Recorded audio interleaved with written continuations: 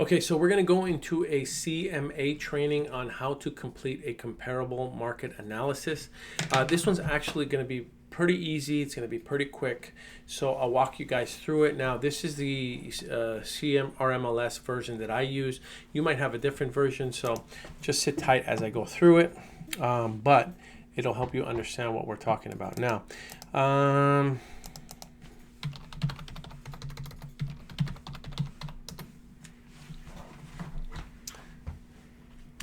so you got to go through the entire process. You got to get in there.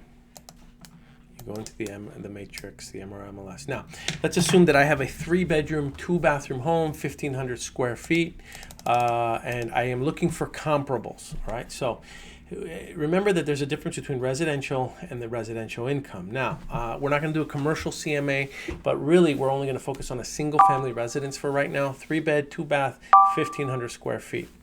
For residential income, that's 2 to 4 units. Okay, no more than 2 to 4 units is what you should be using on if you're doing residential.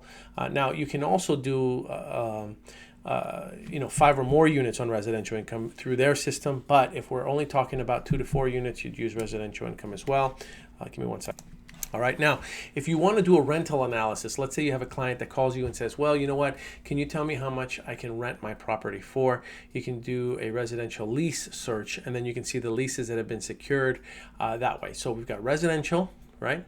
And that's one house. You can do a CMA for a single family residence, condos, townhouses, or PUDs, planned urban development communities.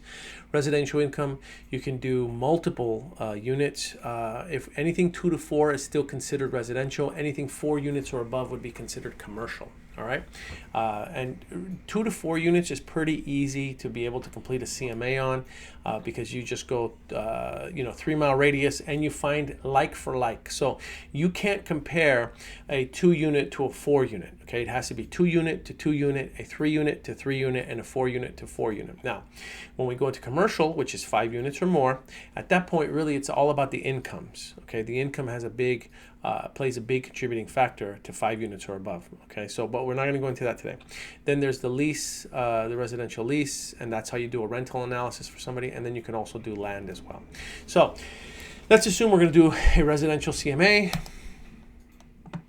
All right, you put the address down. This is my old address that I grew up on in Highland Park. Now, you want to try to make it within a 1/4 mile radius. Now, I realize that in some rural areas, you're going to have to go a little bit further. But for now, let's just assume that you're in a suburban market and you can probably do it within 1/2 mile to a 1/4 mile radius. The smaller the radius, the better the comp. Okay, so 0.25.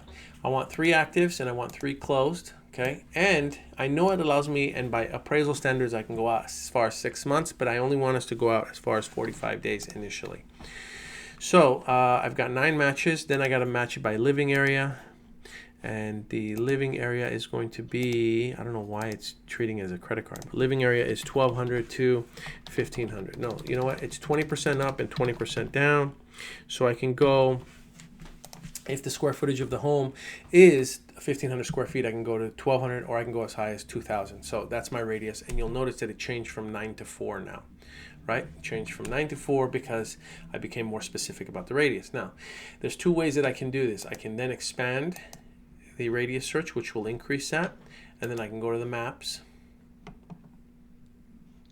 And we're going to talk about the maps. Now, here's the deal. The best comps are comps that do not go across major streets. Now, I happen to know this neighborhood pretty well, and you will know your neighborhood and your community pretty well.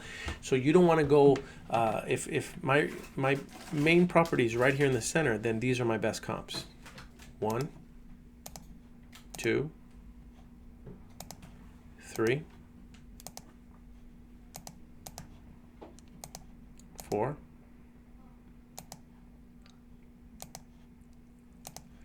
5. Those are my best comps. Okay. Now, if I need more, I can go up here. Now, why would I be choosing this one versus choosing this one?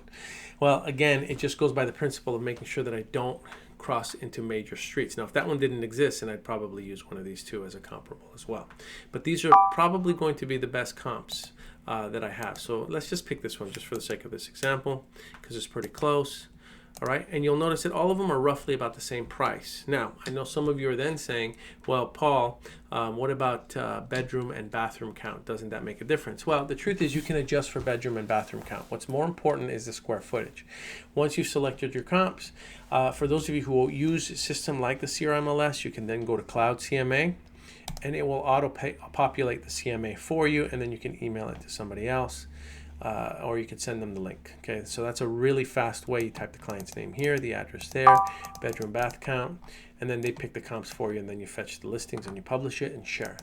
So it's actually pretty simple. This is not very difficult. It's not rocket science, right? So just keep in mind that you want proximity and then you want the date. Okay, so let's go back to that. If I'm lacking comps, I want proximity first and then date. You can go as far back as 6 months, although you really shouldn't have to. Now, in the event that there aren't other comps that you can then use active listings and pending listings and treat them, active under contract and pending, and treat them as comparables for active listings, okay? But you definitely need 3 closed sales. Okay, and then once you have them, you have your CMA, and then you can share it that way as well.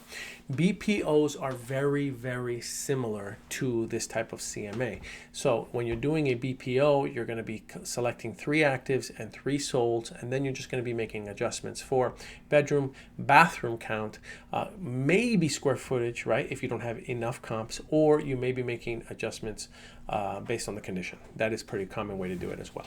All right? Okay, that's a CMA, guys.